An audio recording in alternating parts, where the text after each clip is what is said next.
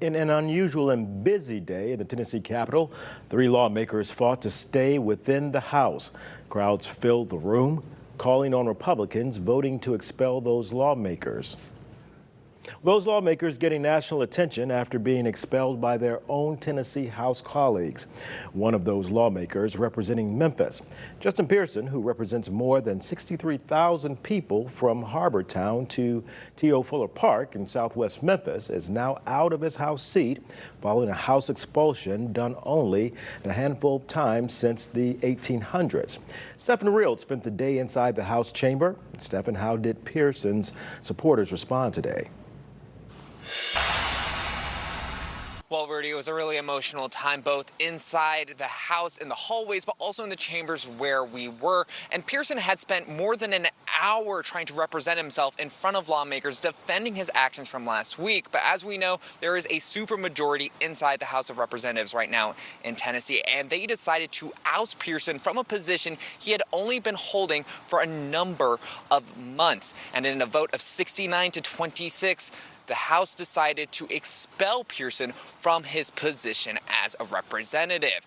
The GOP said this was mainly done because Pearson and his 2 colleagues had broken the House rules of decorum during a protest that happened in the chambers last week on Thursday. But Pearson had a smile after that expulsion vote, already planning on what he was going to be doing next, and that is seeking that seat again, whether that's going to be from earning it in a special election that's going to be happening later this year, or asking the Shelby County Commission to assign him the role as well.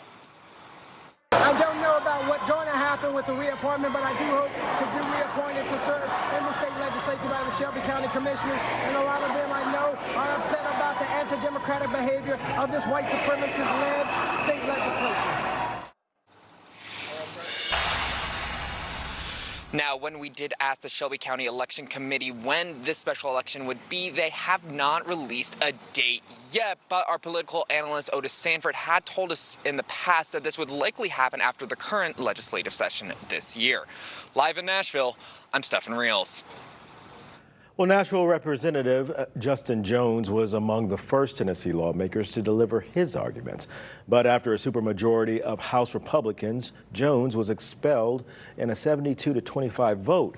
Before he was expelled, Jones told his colleagues that he stood by his actions on the House floor last week, helping to give a voice to people who were silenced.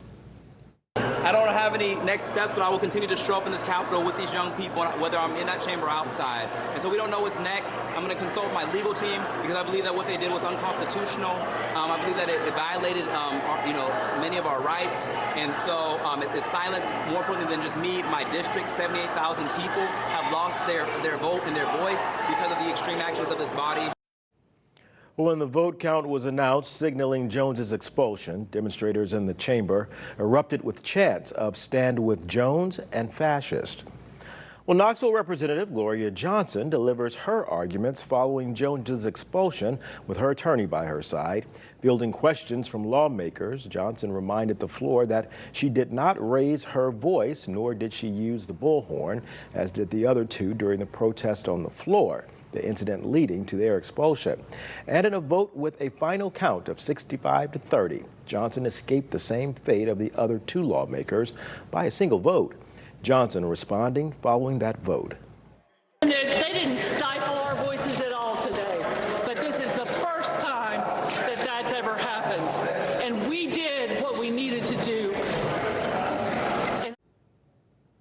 Well, following the failed vote, Johnson was asked by reporters if she thought there was a reason she had a different outcome. She said it might have to do with the color of our skin. Well, lawmakers took to social media following the expulsions, voicing their thoughts on the historic event.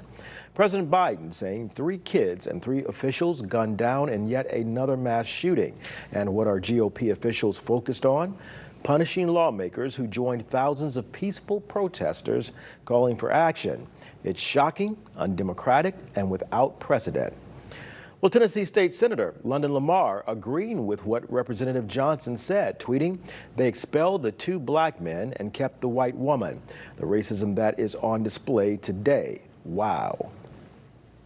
Well, today's unprecedented vote capturing the nation's attention, and now many are questioning the message this sends to the rest of the country after lawmakers expelled 2 black representatives but chose not to do the same to their white colleague. CW30 spoke to Memphis Reverend Kenneth Whalum, who calls this a clear case of racial discrimination. Here's what those white representatives will say. Well, we didn't intend to discriminate. Well, intent has nothing to do with it. It's impact, discriminatory impact. You had 3 representatives who were up for a vote to be expelled. The 2 black ones were expelled. The 1 white one was not. It's clearly discriminatory impact. And what those same Republican representatives will do is spend more taxpayer money defending the lawsuit that is sure to come. And it's not money out of their pocket. They don't care. So, how did we get here? Well, following Nashville's latest mass school shooting last week, Jones, Pearson, and Johnson joined in demonstrations as hundreds of protesters packed the Capitol to call for passage of gun control measures. Now, while demonstrators filled galleries, the 3 Democrats, as seen here, approached the front of the House chamber with a bullhorn, participating in a chant. The trio held hands as they walked onto the House floor, and Pearson raised his fist to the crowd during the Pledge of Allegiance. Now, this is far from over. The 2 expelled lawmakers may not be gone for long. People in Pearson's Memphis District 86 and Jones's district in Nashville get to pick replacements to serve until a special election can be scheduled. Pearson and Jones would be eligible to run in the special election. And under the Tennessee Constitution, lawmakers cannot be expelled for the same offense twice.